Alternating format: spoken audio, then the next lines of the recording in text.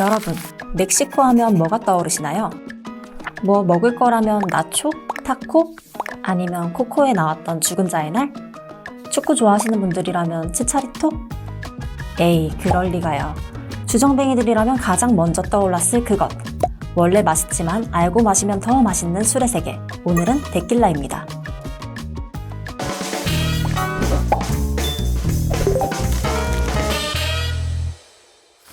데킬라는 예능 프로그램 서지민을 촬영하며 BTS B가 푹 빠졌다는 바로 그 술인데요. 저에게도 데킬라의 첫인상은 정말 강렬했어요. 술이라고는 소주, 맥주, 막걸리만 마실 줄 알았던 20대 초반의 어린 주정뱅이는 우연히 펍에서 친구의 추천으로 데킬라를 마셔보게 됐죠. 아니 그런데 웬걸? 레몬이랑 소금이 같이 나오는 거 아니겠어요? 데킬라에 레몬, 소금을 같이 곁들인다는 건 알고 있었는데 이걸 어떻게 먹어야 되는지. 레몬에 소금을 찍어 먹어? 레몬을 먹고 소금을 먹어? 소금을 먹고 레몬을 먹어? 손으로 집어 먹어? 뭐 먹는 방법은 여러 가지입니다만 펍 사장님이 알려준 방법은 이랬는데요. 1. 손등에 레몬을 바른다. 2. 그 위에 소금을 뿌린다. 3. 손등에 남은 소금을 핥고 데킬라 샷을 쭉 마신다. 4. 레몬을 베어문다. 사장님이 알려주신 방법대로 마셔보니 와, 왜 이 술을 이제야 안 건지 정말. 저의 짧은 배움이 한스러웠습니다. 매일같이 소주만 부어라 마셔라 하던 저에게는 신세계였던 거죠. 짭짤한 소금 위에 더해진 독하지만 부드러운 데킬라와 그 뒤에 베어무는 레몬의 상큼함이 어우러져 하면서 바로 납득할 수 있었습니다. 고기만 먹다가 쌈장, 마늘을 넣은 쌈의 맛을 알게 된 기분이었달까. 원래 먹는 방법은 레몬 대신 라임이나 오렌지를 곁들인다고 해요. 그렇게 새로운 맛에 빠져버린 주정뱅이는 샷을 무한히 추가하다가 결국 사장님의 이래 마실 거면 병으로 시키지 그랬나. 땅을 치고 후회했죠. 여튼 저에게 새로운 세상에 눈을 뜨게 해줬던 데킬라. 이 술이 뭘로 만들어졌는지 알고 계시나요?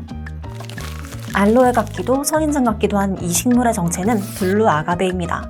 길다란 잎이 용의 혀 같다고 해서 우리나라에서는 용설란이라고 부르죠. 아가베 시럽을 만드는 그 아가베가 맞습니다. 그나저나 이걸로 술을 만들 생각을 어떻게 했을까요? 역시 주정뱅이 선조들의 술을 향한 집념은 대단합니다.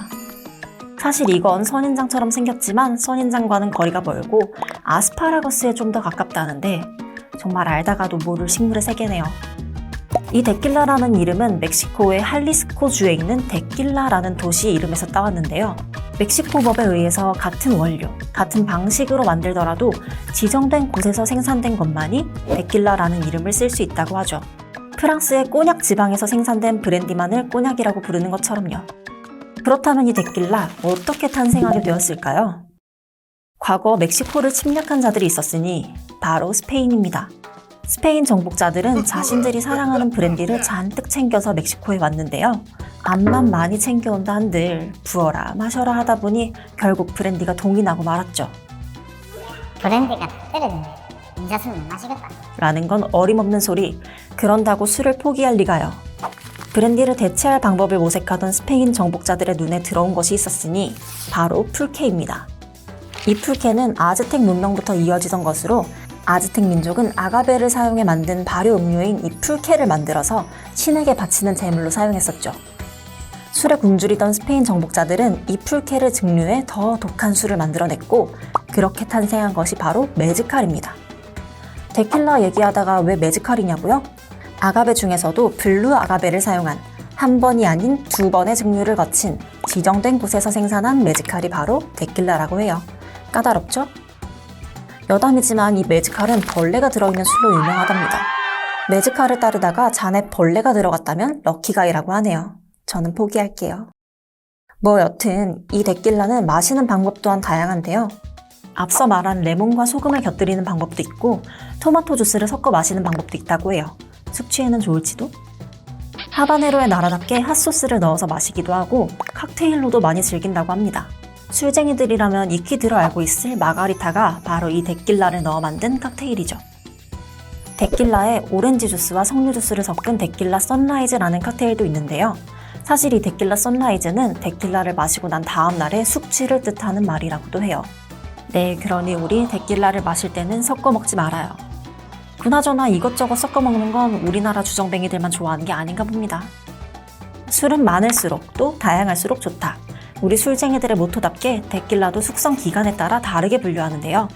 데킬라를 증류한 이후 바로 병입하거나 최대 2개월의 숙성 기간을 가진다면 블랑코라고 합니다. 실버라고도 부르죠. 블랑코는 스페인어로 흰색을 의미하는데요. 이름처럼 투명한 색깔을 띠며 숙성 기간이 짧아서 가격도 저렴하답니다. 멕시코는 덥고 건조한 날씨 때문에 숙성을 하면서 자연적으로 손실되는 양이 위스키에 비해 많은데요. 이렇게 장기간 숙성에 불리한 탓에 숙성 기간이 길면 길수록 가격이 기하급수적으로 비싸진답니다. 이런 면에서 블랑코는 저렴한 것이고요. 주로 칵테일의 재료로 많이 사용된다고 합니다. 다음은 레포사도인데요. 레포사도는 3개월에서 1년 미만의 숙성 기간을 거쳐요. 옅은 황금색을 띠고 있는데요. 데킬라 중에서는 가장 유명하다고 할 수 있는 호세꾸엘보도 레포사도에 속하죠. 호세꾸엘보는 가장 오래된 데킬라 브랜드로서 시중에서 3만 원 정도면 구매할 수 있어서 입문용으로도 평소에 즐기기에도 아주 좋답니다. 제가 처음 입문했던 데킬라도 호세꾸엘보였죠. 600리터 이하의 오크통에서 1년 이상을 숙성하게 되면 아네호라고 하는데요. 올드라는 의미입니다. 아네호의 경우 브랜드별로 가격이 천차만별인데요. 레포사도에 비해 조금 더 진한 황금색을 띈다고 해요. 다음으로는 엑스트라 아네호입니다. 이름에서부터 알 수 있듯이 가장 비쌀 것 같은 냄새가 나죠? 600리터 이하의 오크통에서 3년 이상 숙성해야만 엑스트라 아네오라고 할 수 있습니다. 물론 저는 마셔보지 못했지만 오래 숙성한 만큼 다양한 향이 나는 것이 특징이라고 하네요. 데킬라를 마셔보면 첫 잔은 독하다 싶지만 다음 잔을 마셔보면 독하다는 느낌 대신 생각보다 부드럽게 넘어가면서 데킬라 특유의 향이 느껴진답니다. 거기에 소금과 레몬을 더한다면 와, 이 맛에 데킬라를 마시는구나 하고 느낄 수 있을 거예요. 오늘은 멕시코 느낌 물씬 나도록 나초칩의 데킬라 한 잔 어떠신가요? 그럼 오늘도 질술하세요. 술을 만들고, 술을 마시고, 술을 팔기 위한, 오로지 술만을 위한 동네가 있다면 어떨까요? 그런 곳이 실제로 존재한다면 술쟁이 된 도리로서 당연히 가봐야겠죠. 바로 중국의 마오타이진인데요. 이곳에 가면 술을 파는 가게가 끝도 없이 이어지는 술의 거리가 있대요. 양조장에서나 볼 법한 거대한 술독들을 가게 안에 여러 개 들여놓고 손님이 원하는 무게와 형태로 술을 팔고 있다고 하는데요. 온 동네에 향긋한 술 냄새가 진동한다고 하니까 술쟁이들은 그냥 가서 숨만 쉬어도 행복할 듯?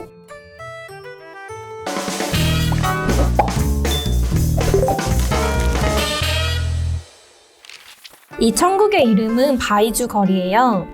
바이주는 한자어 백주의 중국어 발음이고 백주는 바로 우리가 흔하게 생각하는 고량주라고 보시면 됩니다.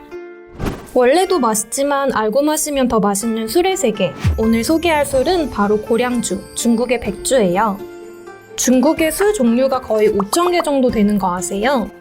그 커다란 땅덩이에 지방마다 한두 개 정도 특산주가 있으니까 5,000개 될 만하죠.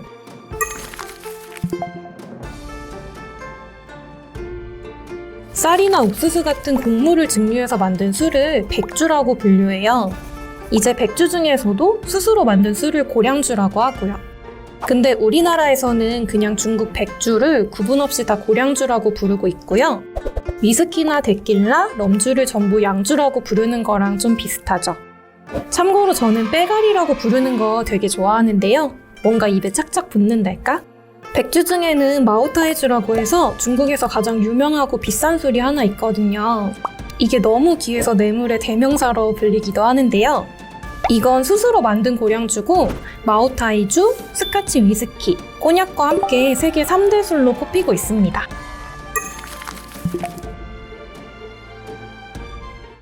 (1915년) 미국 샌프란시스코에서 열린 국제 박람회 일화가 유명한데요. 당시 박람회에 마오타이주가 출품이 되기는 했어요. 그런데 촌스러운 항아리에 든 술을 아무도 눈여겨보지 않았대요. 근데 누군가 실수인지 고의인지 마오타이주 술병을 깨트려버린 거죠. 깨진 술병에서 퍼지는 독특한 향기에 사람들이 엄청나게 몰려들었고 결국 출품작 가운데서 금산을 차지했다고 하더라는 그런 이야기도 있습니다. 뭐 실제로 술병이 깨졌는지 어땠는지는 잘 모르지만요. 여기서 중요한 포인트는 향기예요. 와인이나 위스키를 마실 때 어떤 향과 맛이 나는지 세세하게 음미를 하면서 마시잖아요. 그게 또 술쟁이들의 즐거움이기도 하고요. 근데 이 고량주, 그러니까 백주도 특유의 향을 구분해서 즐길 수가 있습니다. 농향, 청양, 장양 이렇게 세 가지로 나누어지는데요. 먼저 농양형 백주에서는 향긋한 과일이나 꽃향기가 느껴집니다. 중국 음식점이나 양꼬치 가게에서 연태고량주 마셔본 적 있으시죠? 바로 이 연태고량주가 농양형 백주입니다. 저는 파인애플 향이라고 표현하는 걸 되게 좋아하는데요. 강렬한 향이 꽤나 오래 가는 편이에요. 맥주에다가 소주 대신 연태고량주를 섞어서 마시면 파인애플 소맥이라고 우겨볼 수 있을 정도? 그 다음 청양형은 말 그대로 깨끗함을 강조하는 술인데요. 맑고 알싸하게 느껴지는 맛과 향이 아주 깔끔하게 딱 떨어지는 느낌이에요. 쿰쿰한 누룩 냄새가 적고 사과나 풀처럼 느껴지는 향이 있어서 백주를 처음 접하는 사람들도 어렵지 않게 도전을 해볼 수 있고요. 가격도 상대적으로 저렴하기 때문에 부담이 덜합니다. 마지막 장양. 장양에서 장은 간장의 장과 같은 글자인데요. 실제로는 간장보다 된장에 가까운 느낌이에요. 묵직하고 구수한 향이 강하고 농양이나 청양에 비교했을 때 가장 깊고 풍부한 향기와 맛을 가지고 있어요. 대신 보통 생각하는 백주처럼 달달한 느낌은 적어서 호불호가 많이 갈리는 편이에요. 저는 당연히 극호인데요. 장양형 백주는 유향지구라고 해서 다 마신 빈잔에서도 향이 오랫동안 나는 특징이 있어요. 남김없이 잔을 비웠는데도 은은하게 남은 향기가 제법 운치가 있습니다. 저는 가끔 집에 잔을 싸들고 가고 싶다는 마음이 들긴 하는데요. 꼭 참고 열심히 킁킁대다 돌아오곤 합니다. 아까 말했던 세계 3대 술에 포함되는 마오타이주가 대표적인 장양형 백주라고 할 수 있어요. 예나 지금이나 술은 중국 사람들의 일상과 문화에 깊이 들어와 있는데요.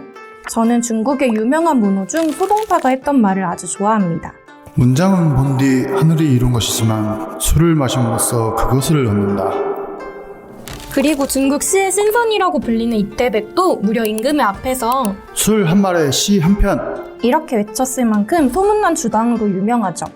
네, 맞아요. 달아달아 밝은 달아 이태백이 놀던 달아 할 때 그 이태백이요. 잔이 넘치게 흐르도록 백주를 받아 마시고 도란도란 이야기를 나누는 모습을 상상해보세요. 좀 멋있고 풍류가 막 느껴지고 그렇지 않나요? 오늘의 술 백주에 대한 이야기는 어떠셨나요? 백주는 먼저 색을 보고 향을 맡고 맛을 보는 술이라고 하죠. 거기에 함께 나눌 만한 이야기까지 곁들인다면 어떤 술이 달지 않을 수 있을까요? 뭐 풍류가 별거 있나요? 이게 바로 현대판 풍류인 거죠. 자, 오늘은 소동파처럼 이태백처럼 백주를 한번 적셔보면 어떨까요? 여러분, 와인 좋아하시나요? 저는 와인을 좋아하긴 하지만 와알못이라서 그냥 주는 대로 마시기 바쁜데요. 그럼에도 딱 하나 확고한 취향이 있습니다. 화이트 와인보다는 레드 와인을 더 좋아한다는 건데요. 뭐 이유는 별거 없습니다. 레드 와인이 더 도수가 높기 때문이죠. 취하지 않는다면 술을 마실 이유가 없다 라는 마인드를 가지고 살아가는 저에게 화이트 와인은 입가심 정도로 적당하달까요? 그러던 어느 날 유튜브를 보던 중에 이영진님의 차린 건 쥐뿔도 없지만 이라는 채널에서 BTS 진님과 함께 와인을 마시는 걸 보게 됐는데요. 아니 그런데 그 와인의 도수가 19.5도라고 하더라고요. 맛도 있는데 도수도 높다? 주정뱅이로서 이건 참을 수 없죠. 이 와인을 사러 바로 집을 뛰쳐나갔습니다. 원래도 맛있지만 알고 마시면 더 맛있는 술의 세계. 오늘은 포트와인입니다.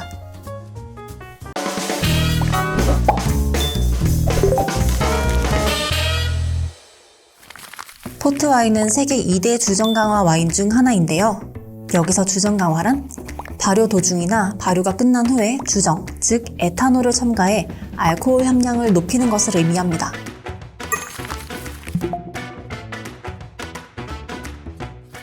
포트와인의 유래를 알아보려면 100년 전쟁 시기로 거슬러 올라가야 합니다. 당시 영국인들은 프랑스에서 생산하는 와인을 너무나도 사랑했는데요.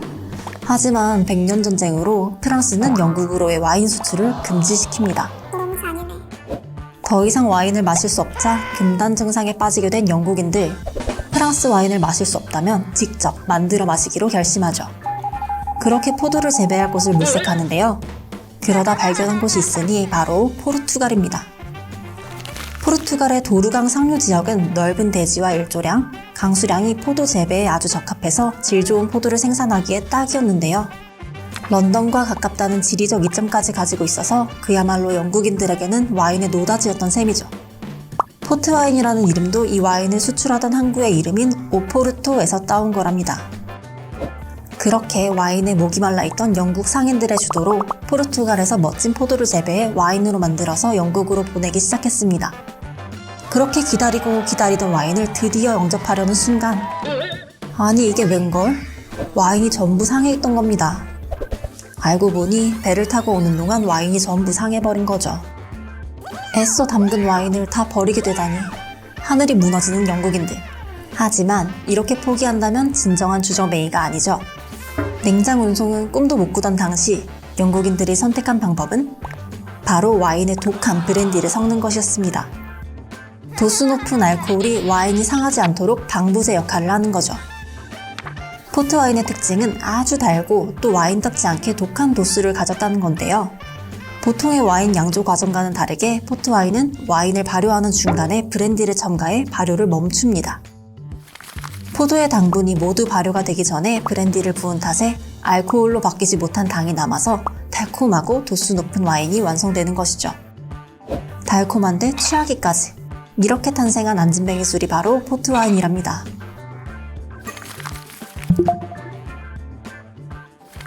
우선 포트와인의 클래식이라고 할 수 있는 루비입니다. 이름처럼 아주 짙은 붉은 빛을 띠는데요. 우리가 흔히 알고 있는 기본적인 포트와인이죠. 마셔보면 달달함과 함께 과일의 향을 느낄 수 있습니다. 포트와인에 갓 입문한 포린이라면 루비를 먼저 마셔보는 것을 추천한다고 해요. 화이트는 화이트 와인과 마찬가지로 청포도로 양조한 와인입니다. 은은한 황금빛이 돌고 레드에 비해 약간은 드라이한 편이죠. 그래도 엄청 달아요. 도수는 16.5도 정도인데요. 보통 19도에서 20도 정도인 다른 포트와인보다는 조금 낮은 편입니다.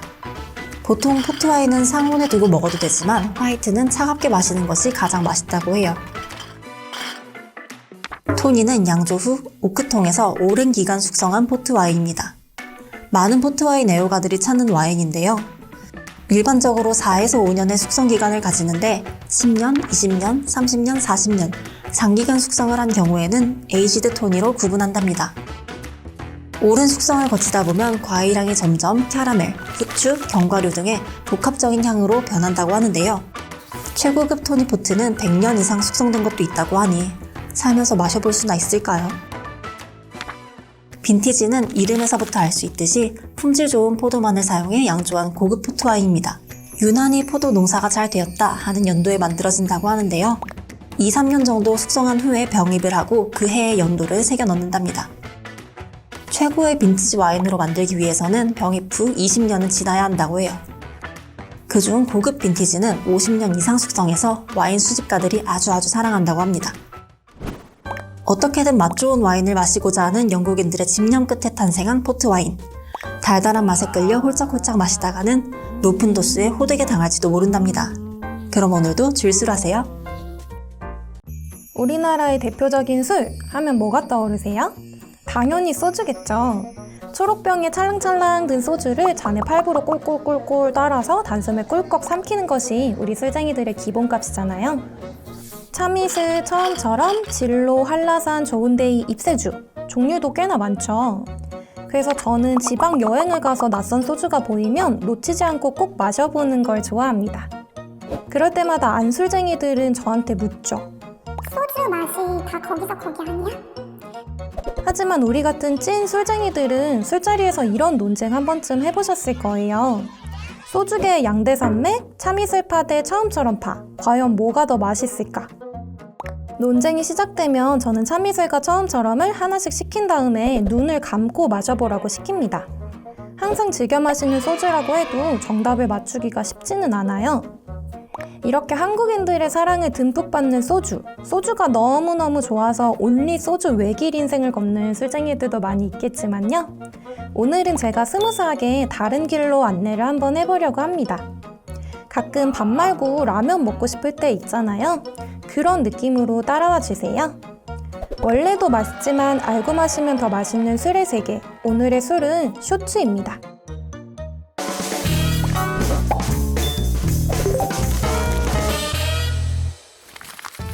쇼츠?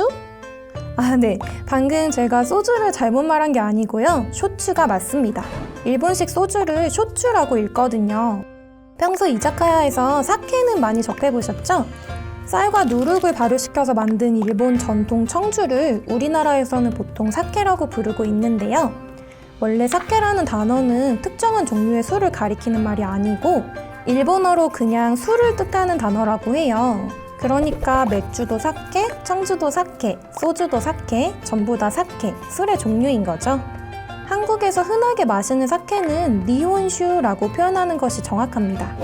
일본 여행을 가서 사케를 마시고 싶다면 니혼슈를 달라고 하면 되겠죠? 니온슈 구다사이. 니혼슈가 맥주나 와인처럼 원료를 발효시켜서 만드는 양조주라면 쇼츠는 위스키나 보드카 같은 증류주에 속합니다. 쉽게 생각해서 니혼슈를 증류하면 쇼츠가 될 수가 있는 거죠. 쇼츠의 경우 쌀 이외에도 보리, 고구마, 담, 메밀, 사탕수수 등 다양한 원료를 사용하여 만든다고 하는데요. 쌀 특유의 단맛과 부드러움이 느껴지는 니혼슈와는 달리 쇼츠는 알코올 도수가 높아서 깔끔하고 청량한 느낌이 강하고요. 원료에 따라 맛도 달라집니다. 니혼슈 도수가 약 15도 전후인데 반해 쇼츠는 약 25도 전후인데요. 아시죠? 도수가 높을수록 뭔가 이득인 기분 드는 거. 그래서 저 같은 경우에는 니혼슈보다는 쇼츠를 아주 매우 몹시 선호합니다. 용량도 보통 720ml 정도로 꽤나 넉넉해서 그것 또한 이득인 기분이에요. 높은 도수의 술을 즐겨 하지 않는 일본인들은 보통 쇼츠를 주문할 때 여러 가지를 더해서 부드럽게 마신다고 하는데요. 얼음을 넣거나 물을 넣거나 따뜻한 물을 넣거나 녹차나 우롱차를 타기도 하고 하이볼처럼 탄산음료를 넣어서 마시기도 한다네요. 다양한 방식으로 즐길 수 있어서 술쟁이들이 도전해보기 좋을 것 같아요. 일본 쇼츠의 정확한 기원은 알려져 있지 않지만 증류주의 제조 기술은 1500년대 초반 시암을 통해 류크 왕국으로 전해졌다는 설이 가장 유명한데요. 시암은 오늘날의 태국, 류크 왕국은 오늘날 일본 오키나와 지방에 해당합니다. 이 두 지역의 공통점은 뭘까요? 바로 엄청나게 덥고 습한 기후입니다. 이런 기후에서는 니혼슈 같은 양조주를 만들기가 쉽지 않다고 해요. 원료를 찌고 발효하는 과정에서 부패해버리기 쉽거든요. 이 때문에 증류주 기술이 발달할 수밖에 없었고 지금까지도 일본에서 유명한 쇼츠 대부분이 오키나와나 큐슈 지역에서 만들어지고 있다고 합니다. 특히 일본에서 최초로 증류주를 제조했던 오키나와의 경우 아와모리라고 해서 독자적인 전통 증류주로 유명한데요. 현재 일본 쇼츠의 원형이 바로 이 아와모리라고 합니다. 아와모리는 다른 쇼츠와 달리 검은 누룩으로 만들어지고 원료도 안남미 비슷한 종류를 사용한다고 하는데요. 일반적인 쇼츠가 흰 누룩에다 우리가 밥 지어 먹는 쌀로 만들어지는 것과는 차이가 좀 있죠. 아와모리는 항아리나 병에 넣어 숙성 과정을 거치기도 하는데요. 이를 술을 묵힌다고 표현하죠. 이러한 과정을 거친 아와모리를 쿠스라고 부르게 됩니다. 쿠스는 본토의 쇼츠에 비해 맛이 진하면서 깊고 자극감이 강한 편이에요. 흑설탕이나 캐러멜, 사과나 서양배 등을 연상시키는 달달한 향이 나고 다 마신 뒤 술잔에 남은 향까지 즐길 수 있는 독특한 술입니다. 아와모리 코스는 한국에서 프로야구단 LG 트윈스가 가지고 있는 술로 잘 알려져 있기도 한데요. 1994년 한국 시리즈 우승 이후 다음 우승을 축하하며 마시기 위해 구본무 회장이 일본에서 직접 사온 것이라 하죠. 하지만 결국 구 회장님은 사왔던 코스를 개봉하지 못하고 2018년 사망했다고 하네요. 무려 29년째 개봉하지 못하고 있는 술독의 운명은 과연 어떻게 될까요? 자, 오늘 쇼츠에 대한 이야기 어떠셨나요? 술쟁이들이 이자카야에 가서 눈을 초롱초롱하게 뜨고 살펴볼 술이 하나라도 더 생겼다면 저는 그걸로 만족입니다. 쇼츠는 고구마로 만든 이모 쇼츠가 가장 유명하긴 한데요. 특유의 향이 강렬해서 처음 접하는 사람에게는 호불호가 갈리는 경우가 있어요. 그래서 쇼츠를 처음 마시는 분이라면 보리로 만든 쇼츠, 무기 쇼츠를 추천해드립니다. 쇼츠 중 가장 특색이 덜하고 부드러워서 마시기도 편하거든요. 평소에 우리나라 화요나 일품진로를 즐겨 마신다면 쇼츠도 잘 맞으실 거예요. 꼭 도전해보시고 새로운 매력을 찾아가시기 바랍니다. 우리나라의 소주 그리고 일본의 쇼츠 모두 불태워버리다 라는 한자어가 들어가죠. 어떤 종류의 소주든 주말을 불태우기에 부족함이 없는 술입니다.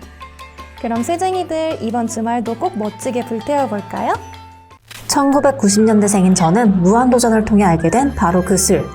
원래도 맛있지만 알고 마시면 더 맛있는 술의 세계. 오늘은 시바스 리갈입니다.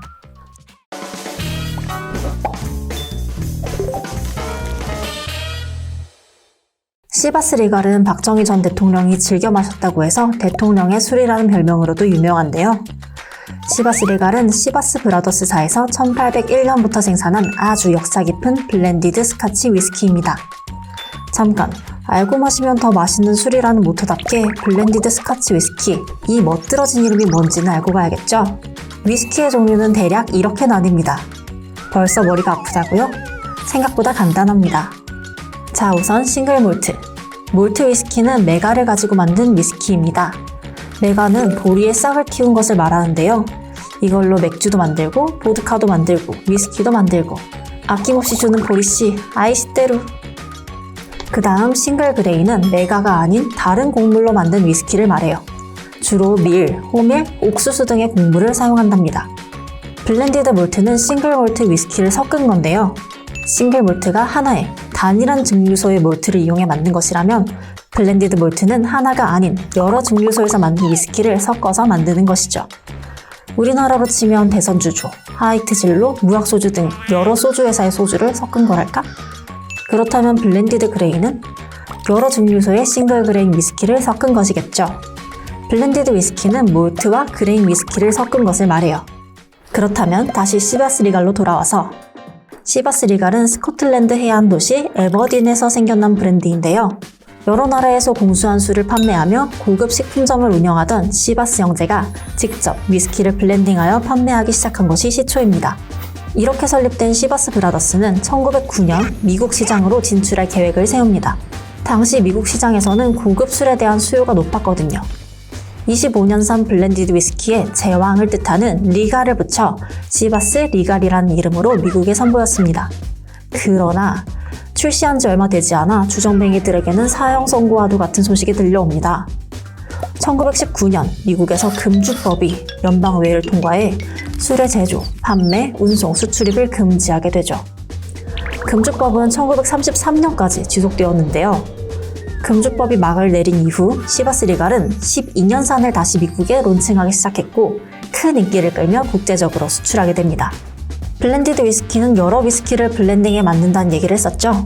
위스키를 이루는 여러 원액 중 가장 메인을 이루는 싱글 몰트를 키 몰트라고 하는데요.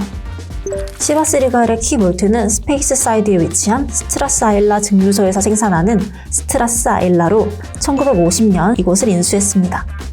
참고로 이 스트라스 아일라를 키 몰트로 쓰는 또 다른 위스키가 있는데요. 바로 로얄 샬롯트랍니다. 시바스 리갈은 12년, 18년, 25년 세 가지 라인업의 위스키를 생산합니다. 물론 한정판으로 출시하는 품목들이 있지만 오늘은 이 대표적인 세 가지 라인업을 살펴볼까 해요. 우선 가장 기본적인 12년산입니다. 시바스 리갈을 상징하는 대표적인 향이 강하게 나는 것이 특징이라고 해요.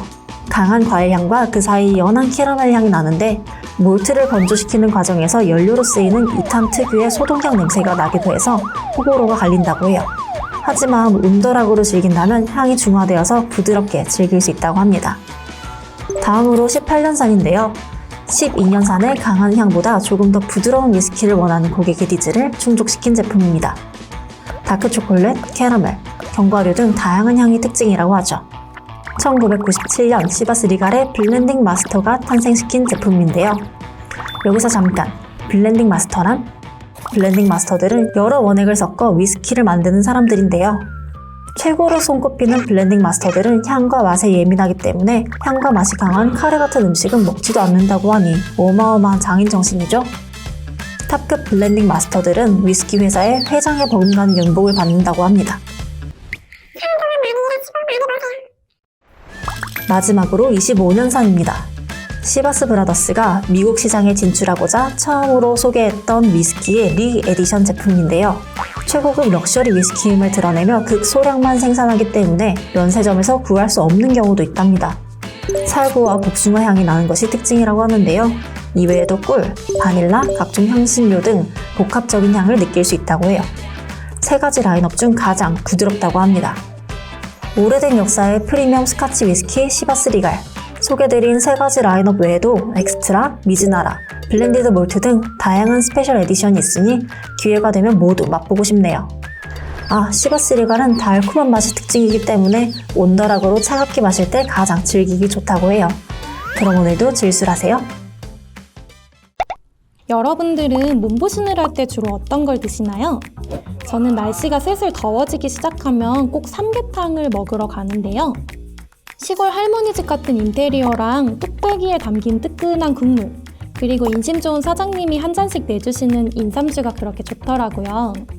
인삼향이 가득한 소주가 목구멍을 타고 내려가면 왠지 실시간으로 건강해지는 것 같아서 기분이 좋거든요.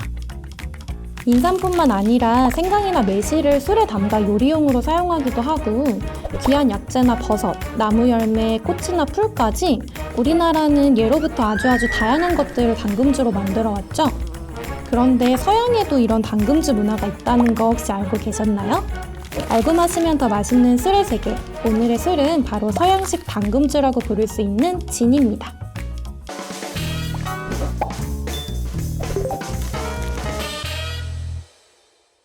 사람들은 도대체 왜 술에 뭔가를 담가 먹는 걸 좋아하는 걸까요? 그냥 전 세계 술쟁이들의 모험심 때문이라고 주장하고 싶지만 그건 아니고요. 실은 에탄올에 그 비밀이 숨겨져 있습니다. 에탄올은 대표적인 유기용매인데요.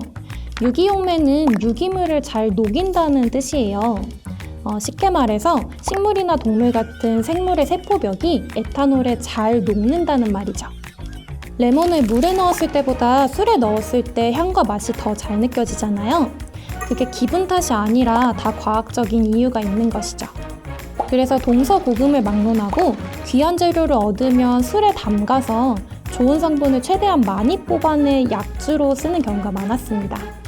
오늘의 술 진도 바로 이런 약주에서 시작하게 되죠. 진은 17세기 네덜란드에서 실비우스라는 의사가 처음 개발했는데요. 그는 곡물 증류주에 노간주나무 열매를 넣고 다시 증류한 음료를 약국에서 해열제로 팔았어요. 그러니까 노간주나무 열매에 당금주 비슷한 거였죠. 노간주나무 열매인 주니퍼베리는 인류가 가장 처음 사용했던 식물 중 하나로 역사가 꽤 길어요. 고대 그리스 시대부터 중세에 이르기까지 만병통치약으로 널리 쓰였다고 하는데요. 진 특유의 상쾌한 송진향은 바로 이 주니퍼베리에서 나는 것이죠. 아무튼 네덜란드에서 개발된 이 묘한 음료는 18세기 영국으로 수출이 되었는데요. 처음에는 싸구려 술 이미지가 강했지만 압도적으로 싼 가격 덕분에 당시 가혹한 노동에 시달렸던 노동자들에게 점차 인기가 높아졌습니다. 진을 지나치게 많이 마시는 게 일종의 유행처럼 퍼졌죠. 오죽하면 당시에 이런 말까지 있었어요. 취하는데 한 푼이면 되고 많지 않은데 2푼이면 충분하니 어디 제대로 죽어보자. 바야흐로 진 광풍이 시작된 건데요. 급기야 영국인들은 진을 물 대신 마실 정도로 중독이 됐고 길거리에 쓰러져 자다가 마차에 치여 죽거나 술에 취한 부모가 어린아이를 방치하는 등 심각한 사회 문제까지 생겼어요. 사실상 만취 도시가 된 런던. 고민하던 영국 정부는 진에 막대한 세금을 부과하거나 판매를 규제하면서 문제를 해결하고자 했는데요. 당시 서민들은 엄청나게 반발하면서 이렇게 외쳤다고 합니다. 진 없이는 왕도 없다. 고작 진이라는 술 하나가 이토록 거대한 파급력을 가졌다는 게 정말 놀랍죠. 물론 지금의 진은 가난한 자들의 술에서 벗어나서 세계 곳곳에서 즐기는 유명한 술이 되었는데요. 진은 다양한 곡물을 발효해서 증류한 주정에다 주니퍼 베리, 고수 씨앗, 레몬 껍질, 자몽, 장미꽃, 카모마일 등 향을 내는 식물 재료를 넣고 우려내서 만드는데요. EU 연합규정에서는 주정에 따로 설탕을 추가하는지 아니면 주정의 모든 재료를 한꺼번에 넣고 끓이는지 주정에서부터 설탕을 넣지 않고 오로지 천연 재료만 사용해서 모든 재료가 반드시 함께 증류를 거쳐야 하는지에 따라서 3가지로 구분하고 있습니다. 하지만 어떤 방식의 진이든 주재료인 주니퍼 베리만 들어간다면 나머지는 자유롭게 첨가할 수 있어요.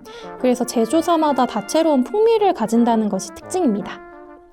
주니퍼 베리의 솔향을 베이스로 달달한 과일의 향이 나기도 하고 입안 가득 침이 고이는 시트러스 향이 나기도 하고요. 정원에 서 있는 듯한 향긋한 꽃내음이 나기도 해요. 마치 향수를 설명하는 말 같지 않나요? 이렇게 다양한 베리에이션이 진의 가장 큰 매력이죠. 그냥 보기에는 무색의 맑은 청순한 액체인데 어쩜 이럴 수 있을까요? 청순한 외모와 달리 진은 기본적으로 도수가 굉장히 높은 술이죠. 때문에 보통 진토닉, 마티니 같은 칵테일로 즐기는 경우가 많습니다. 우리나라에서 가장 인지도가 높은 진은 아무래도 봄베이 사파이어일 것 같아요. 이런 푸른색 병 술집에서 보신 적 있으시죠? 진에 얼음과 토닉워터, 레몬즙을 넣어 섞은 칵테일로 많이 즐기는데요. 진토닉이나 봄베이 사파이어 하이볼 이런 식으로 술집에서 많이 판매를 하고 있으니까 궁금하신 술쟁이들은 참고해주세요. 위스키나 꼬냑에 비해 가격도 싼 편이라 편의점이나 주류마켓에서 한 병 구입해두고 집에서 직접 만들어 마셔도 가성비가 좋습니다. 다음은 탱커레이 넘버 10. 초록색 병이 좀 특이한 모양인데요. 칵테일 쉐이커랑 비슷하게 생겼죠. 바틀 아래 펀트 모양은 레몬이나 라임의 즙을 짤 때 쓰는 스키저의 모습을 형상화한 것이라고 합니다. 오렌지, 자몽, 라임 등 신선한 감귤류 과일을 껍질부터 과육까지 통째로 넣어서 상큼한 여름의 향이 가득한 진이죠. 참고로 제가 가장 좋아하는 진은 핸드릭스 진인데요. 장미와 오이 향이 두드러지는 프리미엄 진이죠. 수작업으로 채취한 불가리아산 장미 꽃잎과 오이에서 추출한 내추럴 오일이 들어간다고 하는데요. 그 덕분에 오이를 얇게 썰어서 진에 넣으면 상쾌함 그 자체를 술로 만들어 놓은 것 같은 맛이 됩니다. 전에 느껴보지 못한 특색 있는 풍미를 느끼실 수 있을 거예요. 술에 오이라니 생소하실 수 있지만 평소 오이 헤이터가 아니라면 진짜 강력하게 추천드릴 수 있어요. 그 외에도 미국인이 만든 한국 전통 소주로 유명한 토끼 소주에서 나온 선비진도 있고요. 이거는 국내산 쌀과 감귤, 깻잎, 오미자, 감초 등의 재료를 넣어서 만든 한국형 진이죠. 전통주로 분류되어 있어서 인터넷으로도 구입할 수 있답니다. 자, 오늘 진에 대한 이야기는 어떠셨나요? 때로는 천사같이 순수하고 향긋하게, 또 악마처럼 알싸하고 강렬한 느낌을 선사하는 술이죠. 진은 참 여러 가지 얼굴을 가진 것 같아서 만날 때마다 설레는 마음이 드는 술입니다. 위스키나 꼬냑같이 갈색빛이 나는 술이 취향에 맞지 않았던 술쟁이라면 상쾌하고 깔끔한 진에 한번 도전해보시기 바랄게요. 그럼 세상 모든 술쟁이들을 위해 다음 술과 함께 찾아오겠습니다. 오늘도 금요일을 적셔보세요. 여러분, 여행 좋아하시나요? 저는 여행을 너무나도 좋아하지만 해외여행은 가본 적이 없었는데요. 그러던 중 때는 바야흐로 2023년 봄, 20여 년 인생 동안 단 한 번도 한국을 벗어난 적 없던 토종 병아리 술벽은 회사 돈으로 첫 해외여행을 떠나게 되었습니다. 회사 식구들과 다 같이 해외로 워크샵을 다녀온 거죠. 어디로 다녀왔느냐? 바로 베트남 다낭입니다. 처음으로 해외에 나가본 탓에 눈에 보이는 것, 먹는 것, 경험하는 것 모두 저에게는 새롭고 행복하기만 했는데요. 넓디 넓은 미케비치도, 베트남의 정취가 물씬 풍기는 호이안도, 뜨끈한 국물이 해장의 제격인 쌀국수도 물론 좋았지만 주정뱅이에게 가장 기억에 남는 것이 있었으니 원래도 맛있지만 알고 마시면 더 맛있는 술의 세계, 오늘은 넷머이입니다.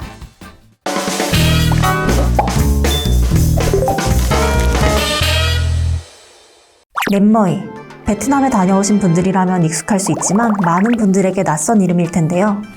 넷머이는 베트남에서 생산하는 보드카로 찹쌀을 증류해 만든 술입니다. 이미 베트남에서 넷머이를 마셔본 적 있는 술팽의 적극적인 영업으로 베트남 입성 첫날 넷머이를 마셔보게 됐는데요. 세상에나 완전 한국인 주정뱅이들의 취향을 저격하는 맛이었습니다.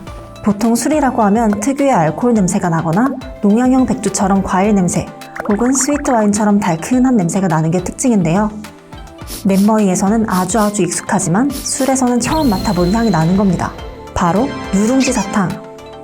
한국 식당 카운터에 있는 그 누룽지 사탕 향이 나는 겁니다. 후식으로 숭늉을 먹는 탄수화물의 민족에게 누룽지 사탕 향 술이라 이건 참을 수 없죠. 기대를 잔뜩 안고 한 잔 마셨더니 구수한 향과는 다르게 독하다는 느낌이 확 들더라고요. 반전 매력이랄까? 놀란 것도 잠시 술팽의 추천대로 얼음을 넣어 마셨더니 마법처럼 확 부드러워지면서 꿀꺽꿀꺽 넘어가더라고요. 독한 술이 얼음과 만나 부드러워지면서 은은한 단맛과 함께 구수한 누룽지 향이 어우러지니 생각만 해도 술 땡기네요. 이 넷머이는 두 가지 도수로 나오는데요. 30도짜리는 500ml로, 40도짜리는 700ml로 판매합니다. 30도짜리는 그냥 마셔도 전혀 부담이 없으니 30도는 샷으로, 40도는 온더락으로 즐겨보세요. 넷머의 이름을 살펴보면 넷은 찹쌀, 머이는 새로운, 직역하자면 새로운 찹쌀 술인데요. 찹쌀로 만들어서 특유의 누룽지 향이 나는 걸까요? 넷머의 설명을 살펴보면 너츠나 바닐라 맛이 난다고 하는데요. 저는 확실히 누룽지 사탕 향이라고 느꼈지만 사람에 따라 견과류, 바닐라, 또 어떤 분들은 커피 향까지도 느낀다고 합니다. 베트남에서는 탄산을 넣어서 하이볼처럼 마시기도 한다는데 술이야 어떻게 마셔도 맛있겠지만 첫 잔은 꼭 향을 온전히 느껴보시기를 바래요. 넷머에 한번 빠진다면 여행 내내 취한 채로 보내게 될 거예요. 여담이지만 술객과 술팽을 비롯한 저희 팀 주정뱅이들은 3박 4일 내내 매일 오전 5시까지 술판을 벌이고 9시에 일어나 일정을 소화하느라 마지막 날 공항에서는 모두 뻗어버렸죠. 이게 다 맛있는 넷머이와 저렴한 베트남 맥주 때문입니다. 저희는 잘못 없어요. 베트남 술 얘기를 조금 더 해보자면 맥주가 정말 저렴합니다. 330ml 한 캔에 1,000원도 안 해요. 종류마다 다르긴 하지만 대체적으로 저렴해서 이것저것 종류별로 마셔보기 좋답니다. 아, 그리고 한국 소주도 있는데요. 참이슬, 처음처럼 뿐만 아니라 수나리 등 과일 소주들도 많더라고요.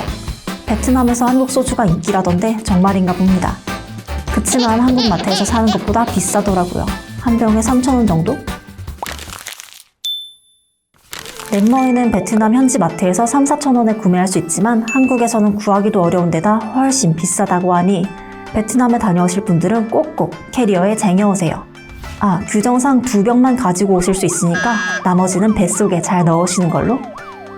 넷머이는 아무래도 베트남 술이니 베트남 음식과 함께 먹으면 더 맛있지 않을까 싶은데요. 독한 술이다 보니 개인적으로 고기가 들어간 짜조와 함께 곁들인다면 금상첨화일 것 같네요. 베트남에 방문하신다면 넷머이 한 잔 꼭 해보시길 바랄게요. 그럼 오늘도 질술하세요. 여러분은 설탕을 좋아하시나요? 이 질문에 흔쾌하게 너무 좋아 라고 대답할 사람은 없겠죠. 그야 설탕을 너무 많이 먹으면 살도 찌고 건강에 별로 안 좋다는 인식이 강하니까요. 그렇지만 단맛은 대부분의 생물이 선호하는 맛이고 특히 인간은 본능적으로 단맛을 좋아한다고 합니다.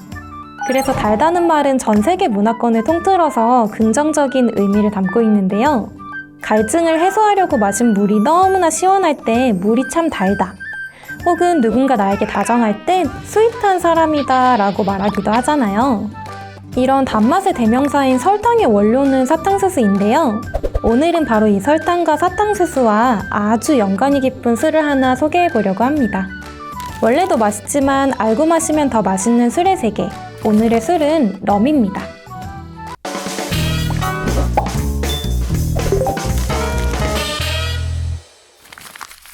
유럽에서 서쪽으로 대서양을 쭉 건너면 카리브해, 캐리비안 지역이 나타나는데요.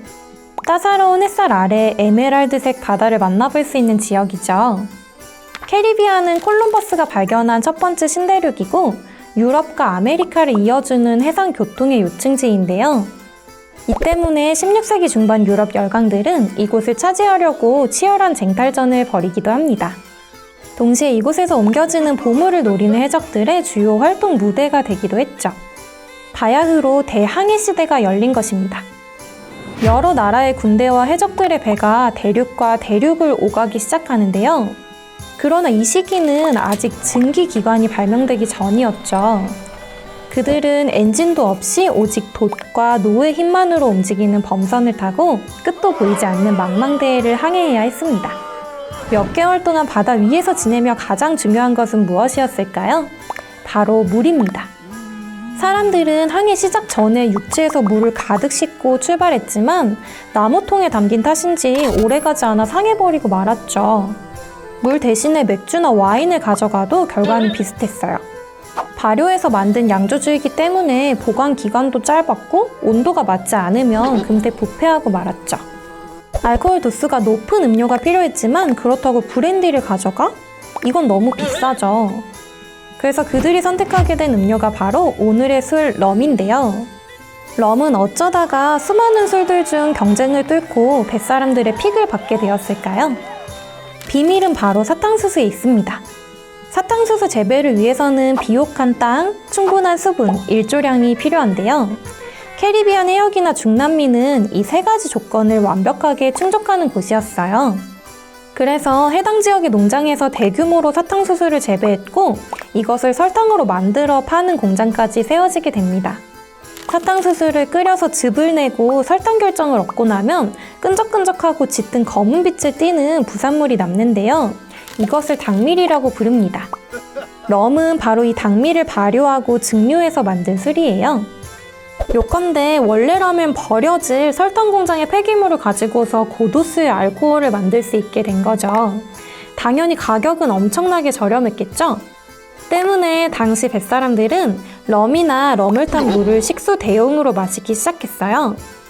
물론 럼의 높은 도수 덕에 늘 고단한 노동을 이어가야 했던 해군 병사들이나 해적들의 사기를 올릴 수 있기도 했다죠. 럼은 숙성 정도에 따라 빛깔이 달라지는데요.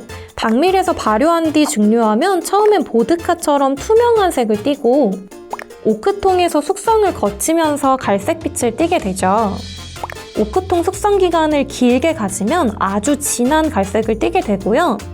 위스키처럼 술 원액 자체를 즐길 수 있을 만큼 복합적이고 깊은 풍미를 갖게 된다고 합니다. 하지만 럼에 진심인 사람들은 색깔로 구분하는 명칭보다는 라이트, 미디움, 헤비로 구분하는 것을 선호한다고 하니까 같이 기억해두면 좋겠죠? 럼은 상당히 도수가 높은 술이지만 기본적으로 달짝지근하다고 느껴지는데요. 이는 실제로 달아서 그렇기보다는 원재료인 당밀이 갖는 풍미에 가까워요. 그래서 유명한 칵테일 중에는 럼을 베이스로 하는 것이 아주 많습니다. 예를 들어 영화 내부자들에서 유명해진 모히또가 있는데요. 모히또는 술집에서도 흔하게 보셨을 거예요. 우리나라에서 가장 유명한 럼인 바카디로 만드는 칵테일인데요. 바카디 같은 화이트 럼 베이스로 민트와 백설탕, 라임을 함께 넣고 으깨어준 다음에 탄산수를 부어서 마시는 산뜻한 칵테일이죠. 또 다른 유명한 럼으로는 말리부가 있는데요. 말리부는 사탕수수와 코코넛 과육을 함께 넣어서 만든 코코넛 럼이죠. 말리부 오렌지는 말리부에다가 오렌지 주스를 부어서 적기만 하면 끝나는 간단한 칵테일인데요. 럼 초심자는 물론 안술쟁이들과 함께 즐기기도 좋은 상큼한 맛이니까 꼭 알아두시면 좋을 것 같아요. 만일 도수가 높은 술의 풍미를 즐길 줄 아는 술쟁이라면 숙성된 럼을 그냥 한번 마셔보는 건 어떨까요?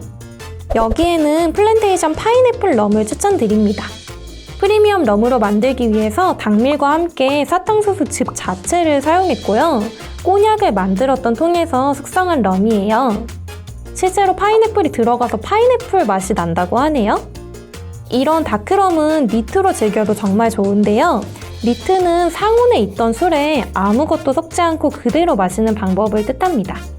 이렇게 향을 잘 모아주는 노진 글라스를 사용하는 것이 포인트예요. 혹시 니트가 너무 독하다고 느껴진다면 럼에 설탕과 차가운 물을 부어서 그로그 칵테일로 즐길 수도 있으니까 참고해주세요. 해군의 술이자 해적의 술, 오늘 럼에 대한 이야기는 어떠셨나요? 여러분 혹시 권투 경기 중에 선수가 갑자기 비틀거리면서 그로기 상태에 빠지는 모습을 본 적이 있으세요? 이 말은 영국 해군이 럼에 취한 모습을 보고 나온 말이라고 하죠. 하지만 사실 그로기의 어원인 그로그는 물에 럼을 타서 상하지 않게 방지하고 오히려 덜 취하면서 럼을 마실 수 있도록 한 데서 유래한 칵테일이라고 합니다. 바쁘게 쳇바퀴처럼 돌아가는 피곤한 하루에도 술을 조금만 타서 그로그 해보는 건 어떨까요? 술쟁이들 일상의 그로그를 응원하겠습니다. 오늘도 질술하세요. 여러분, 여행의 묘미는 뭐라고 생각하시나요? 주정뱅이들이라면 역시 마시고 먹는 것이 가장 중요하겠죠? 오늘은 술벽과 술팽팀의 신입, 막내사원 도토리의 경험담을 가져왔습니다. 도토리는 술을 조금만 마셔도 팬더처럼 눈 주위가 빨개지는데요. 이런 술지도 여행을 가면 그 나라의 대표적인 술은 꼭 먹어보고 와야 한다는 멋진 마인드를 가지고 있답니다. 그렇게 이탈리아로 여행을 떠난 도토리의 마음을 사로잡은 술이 있었으니 원래도 맛있지만 알고 마시면 더 맛있는 술의 세계. 오늘은 리몬첼로입니다.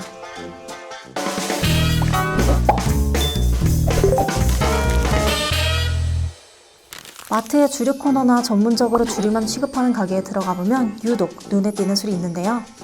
아주 샛노란 빛깔의 길쭉한 병. 네, 바로 이 술이 리몬첼로입니다. 정말 예쁜 노란색을 띠고 있죠. 이름과 색을 보니 무슨 맛이 날지 예상이 되시나요? 네, 리몬첼로는 레몬으로 만든 술이랍니다. 도토리는 이 예쁜 색과 레몬 향에 반해 겁도 없이 리몬첼로 한 잔을 원샷했고 아주 된통 당했다고 해요. 목구멍에 불타는 것 같았더라나. 우리나라 사람들이 식후에 커피 한 잔을 하는 것처럼 이탈리아 사람들은 식후에 디저트처럼 리몬첼로를 즐긴다고 하는데요. 국내나 다른 나라에서는 유명해진 지 그리 오래되진 않았지만 이탈리아에서는 국민술 중 하나라고 합니다. 이탈리아 식당의 메뉴판을 들여다보면 리몬첼로의 가격이 쓰여져 있는데요. 그렇긴 하지만 이 술은 식후에 서비스 개념으로 소량씩 제공된다고 해요. 고깃집에서 고기 다 먹고 나온 길에 있는 삼색 아이스크림 같은 거랄까? 서버와 대화를 조금 나누다 보면 식사 마지막에 한 잔의 리몬첼로가 제공된다고 하는데요. 이걸 몰랐던 도토리는 리몬첼로에 돈을 잔뜩 쓰고 왔다고 하죠. 여러분은 이탈리아에 가신다면 꼭 공짜 리몬첼로 한 잔 마시고 오시길 바래요. 리몬첼로는 이탈리아 남부지방에서 오래전부터 만들어 마셔오던 술인데요. 카프리섬, 소렌토, 아말피 등 남부의 어느 지역이 정확히 원조인지는 알 수 없지만 뭐 그게 중요할까요? 저희는 맛있으면 장땡이겠죠? 이탈리아 남부에서 자라는 특정 레몬이 껍질이 얇고 향과 맛이 풍부하며 씨가 작다는 특징을 가지고 있어서 이렇게 맛있는 레몬술을 만들 수 있었다고 해요. 리몬첼로는 마시기 전에 도자기 잔과 함께 냉동고에 넣어서 시원하게 즐기는데요. 이는 도자기와 리몬첼로 생산의 중심지인 아말피 지역의 전통을 따른 거라고 해요. 그렇다면 이 리몬첼로 어떻게 만들어질까요? 이탈리아 남부 소렌토, 아말피 지역에서 자란 싱싱한 레몬을 딴 후에 겉껍질을 벗겨냅니다. 리몬첼로의 주 재료는 레몬의 과육이 아니라 레몬의 껍질인데요. 농약이나 다른 성분이 남아있지 않도록 세척이 아주 중요하죠. 하지만 주정뱅이들에게 더욱 중요한 포인트가 하나 있는데요. 바로 레몬 껍질의 흰 부분을 최대한 제거하는 겁니다. 흰 부분이 많이 들어갈수록 맛이 덜한다고 하니 우리 리몬첼로를 만들 땐 흰색의 히읗자도 보이지 않도록 신중하게 벗겨내도록 해요. 얇게 벗겨낸 레몬의 껍질은 보드카 또는 그라파와 함께 유리병에 담아서 완전히 밀봉합니다. 어둡고 선선한 곳에 2주 이상 보관하는데요. 보관기간 중에는 절대로 뚜껑을 열어서는 안 된다고 해요. 시중에서 판매되는 리몬첼로 중에 가장 유명한 브랜드는 팔리니 리몬첼로인데요. 다른 브랜드의 리몬첼로에 비해 레몬 향이 강하고 알코올 향이 조금 덜하다고 합니다. 팔리니 외에도 리몬스, 빌라마사 등 여러 브랜드가 있으니 기회가 되면 맛보고 내 입맛에 찰떡인 리몬첼로를 고르는 것도 좋겠죠? 샛노란 색깔이 달콤하고 새콤해 보이지만 의외로 강한 술 맛에 초심자들은 살짝 놀랄 수도 있는데요. 그래서인지 이탈리아 식당에서는 리몬첼로를 소주잔처럼 아주 작은 잔에 담아 소량으로 제공합니다. 식사 후 달달한 디저트로 입가심을 하는 게 이탈리아의 문화인데요. 디저트를 먹거나 리몬첼로를 마시는 것이 식사의 마무리인 셈이죠. 리몬첼로를 디저트에 부어서 먹기도 한다고 해요. 여기서 술지들도 즐길 수 있는 꿀팁을 소개해드리자면 요즘은 하이볼이 대세죠. 이 리몬첼로도 하이볼처럼 즐기기 좋은 술인데요. 하이볼 잔에 얼음을 가득 채우고 리몬첼로 샷 한 잔에 토닉워터를 가득 넣은 후에 레몬즙 조금을 더한다면 한 잔이 아니라 10잔도 뚝딱 마실 수 있답니다. 어떠신가요? 여러분들이라면 원액으로 화끈하게 즐기실 건가요? 아님 토닉워터를 더해 달콤하고 청량하게 즐기실 건가요? 이렇게 먹어도 맛있고 저렇게 먹어도 맛있는 리몬첼로. 오늘은 이탈리아인처럼 저녁 먹은 후에 리몬첼로 한 잔 어떠신가요? 그럼 오늘도 줄술하세요. 여러분은 어렸을 때 술이 무슨 맛일까 상상해 본 적 있으세요? 저는 조그맣고 귀여운 잔에 담아서 마시는 소주는 커서 3병쯤 거뜬하게 마실 수 있는 상큼한 맛이라고 상상했어요. 그리고 예쁜 자줏빛이 나는 와인은 포도주스처럼 달짝지근한 맛이 날 거라고 상상했죠. 그러나 도무지 상상할 수 없었던 한 가지는 셜록 홈즈를 읽을 때 계속해서 등장하는 브랜디라는 술이었어요. 셜록 홈즈와 존 왓슨은 놀란 마음을 진정시킬 때도, 기절한 사람을 깨울 때도, 심지어 슬프거나 기쁠 때도 이 브랜디라는 술을 마시더란 말이죠. 마치 호랑이 연고처럼 여기저기 만병통치약으로 쓰였던 이 마법의 액체에는 과연 어떤 이야기가 숨겨져 있을까요? 원래도 맛있지만 알고 마시면 더 맛있는 술의 세계. 오늘의 술은 브랜디입니다.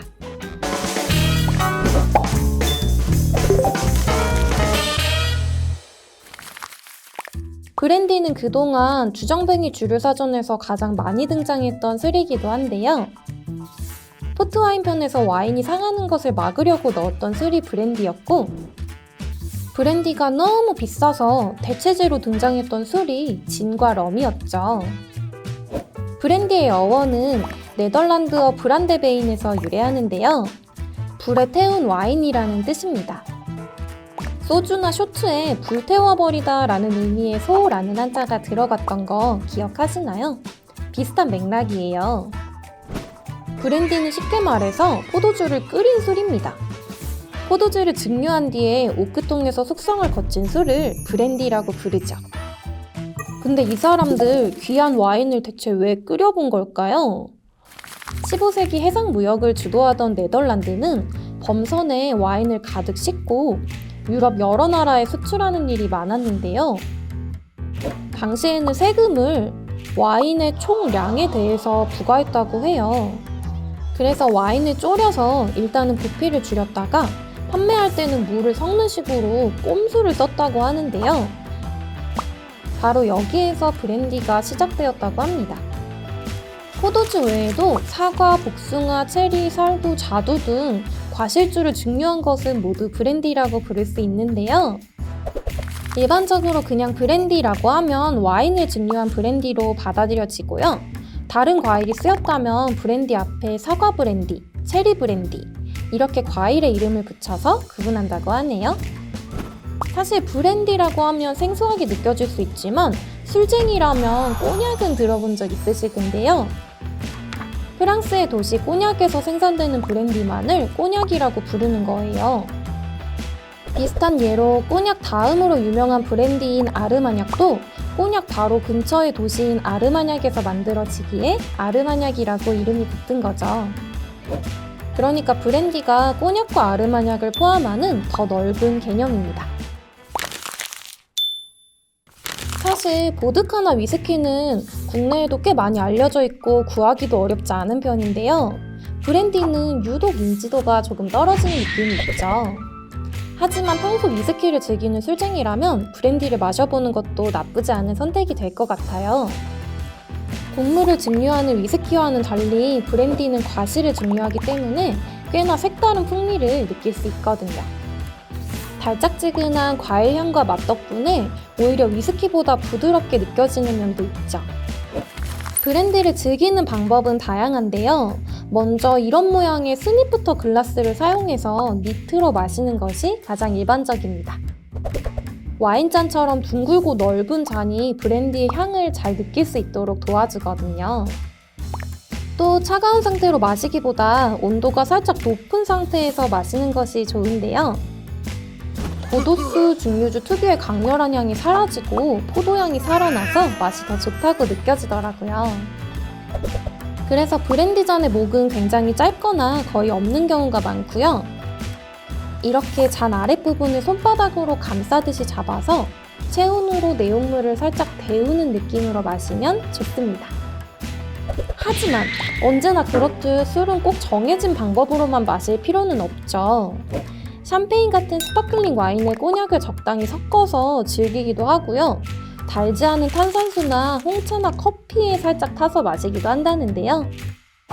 이건 저도 해보지 않아서 기회가 된다면 술벽과 함께 도전해보려고 합니다. 그래서 브랜디를 사려고 하는데 대체 어떻게 생긴 녀석들이 브랜디인가, 무얼 사야 하는가 헷갈리지 않도록 술팽이 몇 가지 알려드릴게요. 일단 꼬냑의 경우에는 VS, VSOP, XO 등급으로 나뉘는데요. VS는 가장 낮은 등급으로 최소 2년 오크통에서 숙성을 거쳐야 하고요. VSOP는 최소 4년 혹은 그 이상 숙성되는 꼬냑을 말합니다. XO는 최소 10년 혹은 그 이상 숙성되는 꼬냑을 말하는데요. 하지만 일부 꼬냑이나 브랜디를 제외하면 이런 등급을 붙이는데 법적으로 규제가 있다거나 하지 않아서 말도 안 되는 브랜디가 XO 딱지를 붙이고 나오기도 한다네요. 등급은 그냥 참고 정도만 해주시면 좋을 것 같아요. 가장 유명한 건 역시 헤넷이겠죠? 헤넷이 VSOP는 마트에서도 쉽게 볼 수 있고 약 10만원 내외로 구입하실 수 있어요. 처음 도전해보시기 좋을 것 같습니다. 그 다음은 까뮤인데요. 마찬가지로 VSOP 등급은 10만원 내외로 구입하실 수 있고 헤네시에 비해서 색이 좀 연해요. 맛이 복잡하기로 유명한 브랜디입니다. 마지막으로 약간 거친 느낌의 레미 마틴. 개인적으로 아버지 양주장에서 몰래 꺼내 먹었던 첫 번째 술로 기억하고 있는데요. 향수병처럼 생긴 외관 유리병이 아주 인상적이었습니다. 저는 꼬냑 브랜디 하면 딱 레미 마틴 엑소의 멋진 병이 떠오르더라고요. 자, 오늘 브랜디에 대한 이야기는 어떠셨나요? 좋은 브랜디 1리터를 만들기 위해서는 무려 9리터의 와인이 들어간다고 합니다. 그렇게 예로부터 귀족들의 술로 융숭한 대접을 받았던 거겠죠? 저는 가끔 조용하게 혼자 술을 마시고 싶을 때가 있는데요. 나 혼자만을 위한 시간에 브랜디를 추천해 드립니다. 가끔은 이렇게 스스로에게 귀한 선물을 한번 해보시는 건 어떨까요? 그럼 매우 흥겹거나 혹은 잔잔하고 고요한 술쟁이들의 시간을 응원하겠습니다. 오늘도 질술하세요.